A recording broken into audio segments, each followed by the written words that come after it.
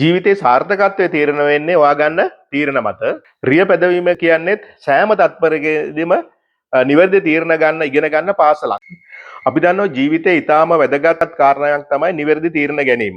අපි නිවැරදි තීරණ නිවැරදි අවස්ථාවේ ගත්තොත් තමයි අපේ ජීවිත සාර්ථක වෙන්නේ.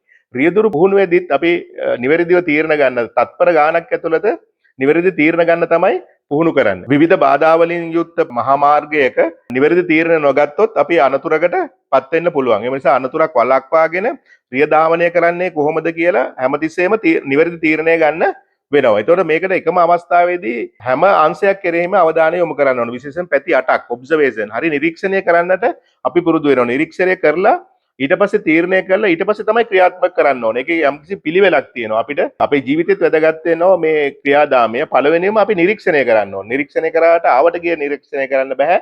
අපි මෙතනදී විශේෂයෙන්ම පැති 8ක් ගැන අවධානය යොමු කරන්න ඕනේ. ඉදිරිය ගැන, වම් පැත්ත පිටිපැස්ස ගැන, දකුණු පැත්ත පිටිපැස්ස ගැන, ඒ වගේම කෙලින් පිටිපස්ස ගැන, උඩ වාහනේ ඉදිරිපස, ඒ වගේ පැති 8ක් ගැන අපි අවධානය යොමු කරලා තමයි තීරණ ගන්න. ඒතකොට මේකෙදි ඇති වෙන විශේෂ හැකියාව මත තමන්ගේ ජීවිතේත් හරි තීරණ ගන්න පුළුවන් වෙනවා. ඒ නිසා ඊටාම වැදගත් වෙනවා තරුණයෙකුට තරුණියෙකුට තමන්ගේ ජීවිතය සාර්ථක කරගන්න නිවැරදිව රියදුරු පුහුණු වීම තීරණ ගැනීමේ කලාව වර්ධනය කර ගැනීමට ඊටාම අත්‍යවශ්‍ය කාරණයක් විදිහට අපි දකිනවා.